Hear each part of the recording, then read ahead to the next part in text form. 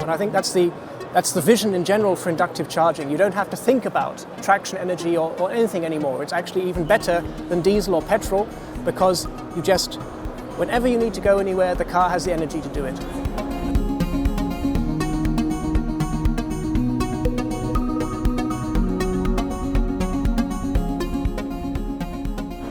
Hello and welcome to the INTIS stand at eMove360. My name is Richard Gould and I'm here to answer a few commonly asked questions. Could you tell us a little bit about INTIS? Yeah, sure. So INTIS is a subsidiary of the IABG, who are a Munich-based company, mainly in the area of aerospace testing. We were founded in 2011, but the team was working on inductive charging from the beginning of 2000, so we have more than 15 years experience. And we offer inductive charging systems for many applications, for example, autonomous systems, forklift trucks, taxis, buses, and so on. Is WPT and AC or a DC technology? All charging systems go from AC at the grid to DC at the battery. Okay. And inductive charging is no different. Between the coils, you have a high-frequency magnetic field, and that is developed by an AC current in the primary coil. If the question is more about the power that can be developed with inductive charging, then we can go from 11 kilowatts up to 50 kilowatts. So we can either do charging powers more associated with AC charging, but also charging powers associated with DC fast charging. How long does a WPT charging sequence last? Okay, well, that depends on the power of the charging system and on the size of the car battery. That's the same for all charging systems. So, for example, this is a 22 kilowatt hour battery in this i3, and that's an 11 kilowatt charger. So, roughly speaking, if the battery is almost empty, it would take about 2 hours to fully charge. What's the efficiency of inductive charging? The systems we offer all have an efficiency above 90% for passenger vehicles, or rather for road vehicles. In principle, if you look at inductive charging compared to the other charging types, the only real difference is in the charging coils. So roughly speaking, the power electronics that are required for a cable charger are the same as for an inductive charger. So there is not much difference between the efficiency of a cable charger and of inductive charging. They're roughly in the same area. What about EMC, EMF and temperature limits? Okay, well that's quite a dry topic, but in principle EMC and EMF are governed by standards which we maintain.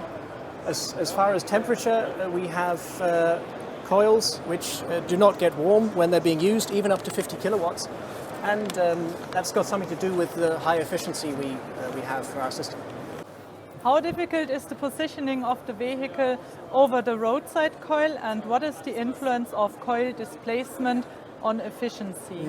Okay, so we've had a bit over 2,500 charging cycles with demonstration systems in real-world conditions so far, and there have been no issues with charging, with positioning for charging there. So I'd say if you can park a car on an ordinary parking spot, then positioning is okay. We also have a positioning assistant to help show you where the car is relative to the coil. And if we look into the midterm, then with autonomous parking systems, I think the whole positioning discussion will be irrelevant in the future anyway. So, thank you. When will inductive charging be available for operation in a public environment? I think it's important to distinguish between public charging infrastructure, as in infrastructure which is used by the public, and charging infrastructure which is used, for example, for private applications, for example, taxis, which are also public, but they are not used by the general public. So inductive charging is ready for use now for private applications, for example, taxis in public areas, but for a public charging infrastructure, you need a standard to regulate interoperability, so different manufacturers and different cars work together. The standard should be complete in 2020, so from that point on. And what will inductive charging cost? If you look at charging systems in general, so DC fast charging or AC charging with an onboard charger, then roughly speaking, the power electronics components you have are the same for all kinds of charging systems. So the difference for cost and also for efficiency, but we covered that earlier, is just in these coils. So the extra cost that will be associated with inductive charging is just to do with these coils. So what was the most unusual question you were asked while you were on the INTIS booth? Well, we had one potential customer who makes floating islands for things like concerts, and they all join together, and then you can get on them, and then they drive around electrically on a lake, for example. And at the end of that, they go back and get docked up. And I find that really interesting, and it's an interesting application as well, and it's something which where we can adapt our technology to deliver a solution. Because he wants to get rid of his cables? Yeah, exactly. Because obviously, if you have like 20 of these things all docked up, you've got 20 cables plugged in, and of course there are issues with electricity and water, and inductive charging can operate underwater, for example. So it's completely hands-free, automatic, and always works. So. Perfect. You can find our contact information at www.intis.de, and yeah, if you have interesting applications, get in contact with us.